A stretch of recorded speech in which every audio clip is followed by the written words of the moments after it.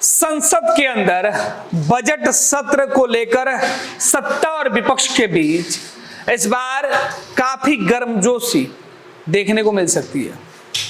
संसद के अंदर तैयारी किस तरीके से सत्ता पक्ष की है, ठीक उसी प्रकार से तैयारी विपक्ष की होने जा रही है। अब बजट सत्र में कुछ दिन शेष बचे हुए हैं। नरेंद्र मोदी सरकार का तीसरा कार्यकाल और इसका आगाज विशेष सत्र से जिस तरीके से हुआ है, राहुल गांधी का तेवर बता रहा है कि इस बार नरेंद्र मोदी बहुत कंफर्टेबल जो है संसद के अंदर नहीं दिखाई पड़ेंगे। कंफर्ट जोन उनका इस बार नहीं रहेगा, क्योंकि राहुल गांधी ने सदन में शुरुआत वो कर चुके हैं और राहुल गांधी के बाद अब उनके दूसरे नेता भी तैयारी में जुटे हुए हैं। खुद इसके लिए सोनिया गांधी ने लोकसभा स्पीकर के पास चिट्ठी लिखकर नेताओं का नाम भेज दिया है। राहुल गांधी अगर किसी भी दिन संसद में मौजूद नहीं रहेंगे तो उस दिन संसद की कार्यवाही और विपक्ष की भूमिका गौरव गोगोई तय करेंगे। उसके बाद विपक्ष के सांसदों के तौर पर उनको एकजुट रख के नरेंद्र मोदी सरकार की तमाम योजनाओं पर, तमाम प्रस्तावों पर सदन के अंदर घेरने के लिए 3 प्रमुख चेहरों को जिम्मेवारी दी गई है। कांग्रेस के अंदर राहुल गांधी के साथ और 3 लोग, एक उपनेता यानी जो डिप्टी लीडर जो होते हैं सदन के अंदर, क्योंकि राहुल गांधी विपक्ष के लीडर के तौर पे हैं। कांग्रेस के अंदर डिप्टी लीडर गौरव गोगोई, इसके बाद चीफ व्हिप के सुरेश। ये सुरेश इसलिए नाम चर्चा में है क्योंकि हाल ही में इन्होंने लोकसभा स्पीकर का भी चुनाव लड़ा था। कांग्रेस ने इनको अपना उम्मीदवार बनाया था और अब इन्हें चीफ व्हिप बना दिया गया है। इनकी ताकत संसद के अंदर विपक्ष के सांसदों के निलंबन की सिफारिश करने से लेकर सरकार को वोटिंग के लिए बाध्य करने तक की है। मतलब सरकार के किसी प्रस्ताव पर अगर विपक्ष को अविश्वास होता है और उनको लगता है कि यह प्रस्ताव नहीं हो सकता या विश्वास है, इसके लिए मत सरकार के पास नहीं है, तो जो है सवाल खड़ा कर सकते हैं। व्हिप का पावर जो विधायकी और संसदीय कार्य को जो जानते हैं, लोकतंत्र में जो लोग समझते हैं, उनको बेहतर पता है संसदीय व्यवस्था में व्हिप का पावर क्या होता है। चीफ व्हिप ने अगर एक लाइन अगर पार्टी के लिए लकीर खींच दी तो फिर किसी भी सांसद की मजाल नहीं होती है कि उस व्हिप लाइन से अलग चले जाए। अलग जाने का मतलब सीधे सांसदी खत्म, खतरे में। चीफ व्हिप ने अगर व्हिप जारी कर दिया, आदेश जारी कर दिया कि सभी सांसदों को किसी भी मुद्दे पर सत्ता के साथ खड़े रहना है कि विपक्ष के साथ खड़े रहना है, तो वो वही करेंगे। अगर उस बीच वो थोड़ा भी दाहिने और बाएं करते हैं, लेफ्ट एंड राइट करते हैं, तो उनकी सांसदी खत्म हो जाएगी। ये संसद के अंदर फॉर्मूला है। विधानसभाओं के अंदर भी कम वैसे ही फॉर्मूला है। वहां विधायक होते हैं और यहाँ सांसद होते हैं। तो व्हिप, इसके साथ ही 2 अन्य व्हिप की जिम्मेवारी दी गई है और इसमें बिहार का भी दबदबा है।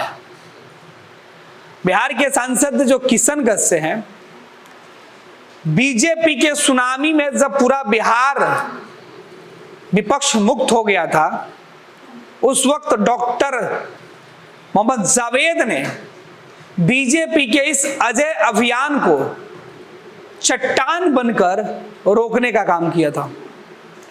2019 में इकलौते सांसद के तौर पर डॉक्टर जावेद ने किशनगंज लोकसभा सीट से जीत हासिल की थी।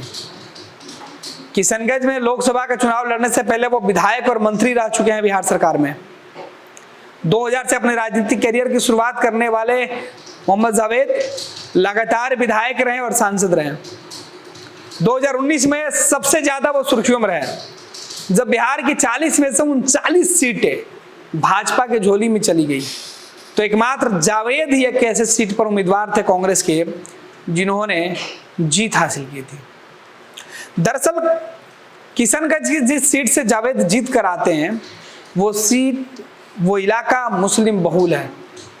68% मुसलमान हैं, 32% वहां हिंदू हैं। और इस बीच जब चुनाव हुए तो उम्मीदवार जो थे हर गठबंधन के वो मुसलमान ही उतर गए।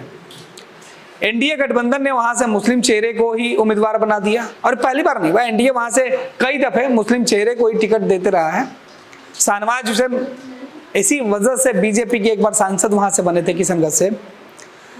तो डॉक्टर जावेद भाजपा के अजय रथ को उन्होंने किशनगंज में ब्रेक लगा दिया, जीत हासिल कर ली। और 2024 में भी उन्होंने जीत दर्ज कर ली। जनता दल यूनाइटेड के मुस्लिम कैंडिडेट के, एआईएम के मुस्लिम कैंडिडेट के रहने के बावजूद भी जीत डॉक्टर जावेद की हुई। और छोटी मोटी जीत नहीं थी, 60,000 वोटों के लगभग एक बड़ी मार्जिन का अंतर था इस जीत में। 4 लाख से ज्यादा वोट उनको मिले थे डॉक्टर जावेद को। डॉक्टर जावेद ने जीत हासिल की।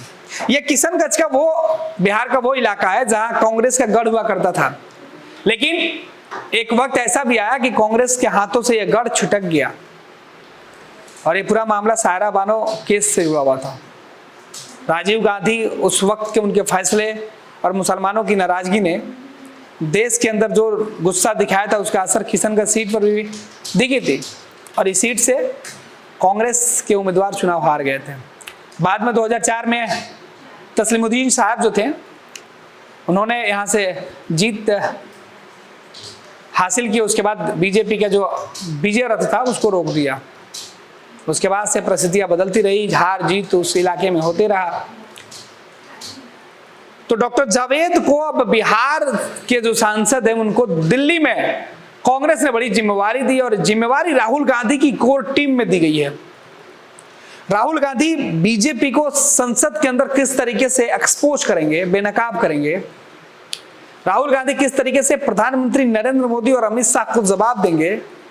अगर राहुल कमजोर पड़ते हैं होमवर्क करने में, तो उनके साथ जो उनके सहयोगी होंगे, वो गोगोई साहब हो या फिर डॉक्टर जावेद हो या के सुरेश हो, ऐसे रणबांकुरे कांग्रेस ने तैयार कर रखा है संसद के अंदर कि राहुल से एक चूक दूसरा जो है हथियार जो है कांग्रेस का वो सामने होगा। और बीजेपी को इस बार शिकस्त देने की पूरी जो रणनीति वो बनी हुई है, व्यूह बनाया गया है। और ताकत की संसद के अंदर विपक्ष के सांसदों की मॉनिटरिंग करना, उनके आचरण, उनके तौर तरीके, संसद के अंदर सत्ता पक्ष और विपक्ष के बीच अपनी भूमिकाओं को निर्धारित करने का, आसान भाषा में कह दें तो किसी क्लास का जो मॉनिटर होता है उसकी जवाबदेही तय की गई है। तो बिहार का किशनगंज का यह सांसद अब संसद में कांग्रेस पार्टी का मॉनिटर बन के बैठेगा। राहुल गांधी के टीम में ये शख्स अब जिस तरीके से उपलब्धि हासिल किए हुए है कि बिहार के कई कांग्रेस के जो सांसद हैं या कांग्रेस के जो बड़े नेता हैं देश भर के, उनमें से बिहार को राहुल गांधी ने तवज्जो दिया है। यानी राहुल 2025 के चुनाव के मद्देनजर बिहार में अपनी पूरी तरीके से टीम जो है वो मजबूत करते हुए दिखाई पड़ रहे हैं। मोहम्मद जावेद को बड़ी जिम्मेवारी दी गई है। अब देखना है कि जावेद को जो जिम्मेवारी मिली है वो कुछ ही दिनों में बजट सत्र के दौरान उस जिम्मेवारी का वो किस तरीके से संसद में पालन करते हैं। राहुल गांधी ने जिस उम्मीद से उनको ये जिम्मेवारी, ये दायित्व दिया है, उसका वो कैसे निर्वहन करते हैं वो भी देखना दिलचस्प होगा। फिलहाल संसद में राहुल गांधी की टीम में बिहार के सांसद ने जिस तरीके से अपनी धमक रखी है, अपनी चमक बिखेरने का उन्होंने वादा किया है, और जिस तरीके से बीजेपी को टक्कर देकर, बीजेपी और एनडीए को हराकर वो संसद में पहुंचे थे, इसका इनाम भी राहुल गांधी ने दिया है। डॉक्टर जावेद एमबीबीएस हैं, फिजिशियन थे, लेकिन पिता से विरासत में मिली सियासत को आगे लेके जा रहे हैं। कई दफे के विधायक रहे, 2 दफे से सांसद हैं, और इस बार भी मौका मिला है, और अब संसद में नई भूमिका उनकी तय हो गई है।